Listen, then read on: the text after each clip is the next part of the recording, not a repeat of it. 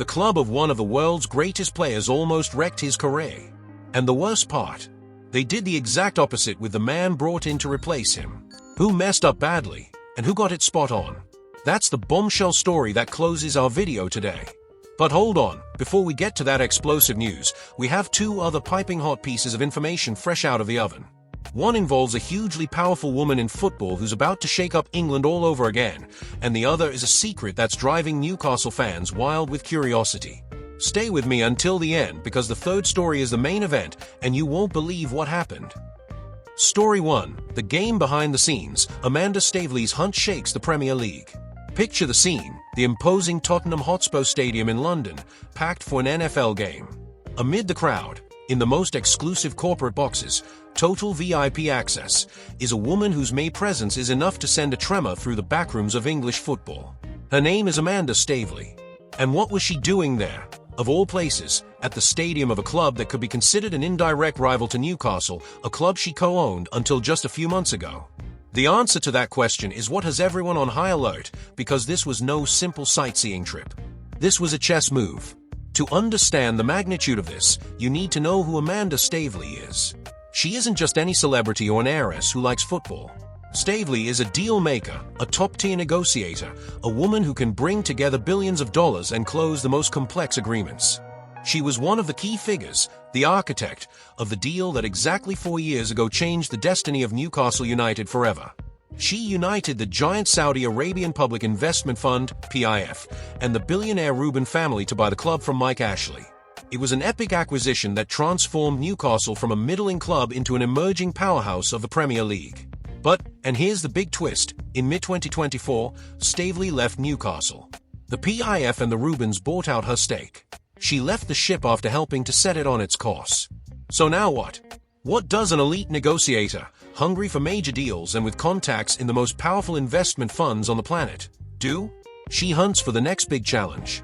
And this is where her appearance at Tottenham takes on an explosive significance. Recently, there were already strong rumors that her consortium, PCP International Finance, had made a preliminary approach to buy none other than Tottenham. The response, however, was a bucket of ice-cold water. Tottenham's current owners, ENIC, owned by billionaire Joe Lewis, were direct and harsh in an official statement. They not only said the club is not for sale, but went further. They unequivocally rejected the expressions of interest and have no intention to accept any offer for its stake in the club. It was a resounding, dry, and public no. Now, think about it with me. If you're Amanda Staveley, you receive such a categorical no, and then you show up as a guest of honor at the home of the very person who rejected you. What does that mean? The possibilities are what make this story breathtaking. Possibility 1, the persistence game. This could be a clear signal that Staveley hasn't given up. In the world of billion-pound takeovers, a no often means not for that price, or not under the current conditions. Her presence in the stadium could be a powerful way of saying, without uttering a single word, I'm still here. I'm interested. And I'm willing to talk. It's a subtle game of pressure, showing she is close, watching, waiting for the right moment. Possibility 2, the perception game. Perhaps it's a strategic maneuver to heat up the market. Making the football world believe that Tottenham is indeed in play could attract other potential investors, creating a competitive environment that, in the end, benefits the seller.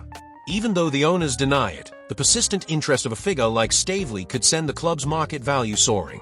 Possibility 3, a message to Newcastle. And we can't dismiss an even more complex layer. Could all this movement also be a message to her former partners at Newcastle? A way of demonstrating that Amanda Staveley remains a major force on the scene, capable of shaking structures and competing at the highest level, even after leaving the club? The fact is, the Premier League is more than a championship. It's a global business chessboard. Staveley's departure from Newcastle and her immediate association with a club of Tottenham's caliber reveals a fascinating truth. The real game, the game for power, doesn't just happen on the pitch, but in the luxurious corridors of stadiums and in secret boardroom meetings. The question on everyone's mind is, was Amanda Staveley's visit just a casual outing, the prelude to a negotiation that is far from over, or the first move of a new era for another giant of English football? One thing is certain, where Amanda Staveley steps, the ground trembles. And we should all keep our eyes peeled. News 2, the mystery of the new kit. Adidas prepares a nostalgic bombshell for the fans. Now, this is news to make any Newcastle supporter's eyes light up. A welcome mystery is unfolding within the corridors of the club's official shop at the Gallowgate end. Something significant is on the horizon, and the most attentive fans are already buzzing with excitement. New posters and enigmatic placards have appeared, and all signs point to the launch of a very special collection in collaboration with the legendary Adidas Special line. And what has got everyone even more thrilled? The strong indication that the classic 1980s badge, the very one that graced the chest of eternal icons like Kevin Keegan, Peter Beardsley, and Chris Waddle during the golden era of their entertainers, is on the verge of a triumphant return. This isn't just about a new shirt, it's about resurrecting a symbol from a magical era. The partnership between Newcastle and Adidas, which was reborn last year, has already proven to be a resounding success. Shirt sales have skyrocketed, becoming some of the best-selling in the world. But it goes far beyond the matchday kit. The Terrace Icons line, with its retro-style training wear and t-shirts, became a cultural and fashion phenomenon, proving that the supporters deeply crave these connections to the glorious past. The club's commercial director, Peter Silverstone, had already given a precious clue, stating they were working with Adidas to try and bring back iconic pieces that are culturally relevant. He even cited the success of the return of Arsenal's famous bruised banana kit as inspiration. The strategy is clear: to transform football classics into must-have items that transcend the stadiums. With the launch scheduled for the 16th of October, anticipation is at its peak. Will we see the return of the famous round badge with the castle? All evidence suggests yes. Adidas and Newcastle have understood that the club's history is its most valuable asset, and they are ready to serve up another surprise, uniting the glory of the past with the style of the present. Keep your eyes peeled, because this promises to be quite a celebration for the Toon Army. News 3. The manager's criticism and the transfer that backfired, the bombshell that exploded in Newcastle's face. And now, everyone, onto the main news story, the one so impactful it deserved that big hook at the beginning. Remember Alexander Isak, Newcastle's absolute star, the man who decided games? Well, his departure to Liverpool for a fortune of £125 million was already a blow. But what happened afterwards has become a genuine management nightmare, and the Sweden national team manager, Jon Dahl Tomasson, has just shone a massive spotlight on this crisis with public criticism that sounded like a declaration of war behind the scenes. Let's break down this complex saga, because this is where it gets serious.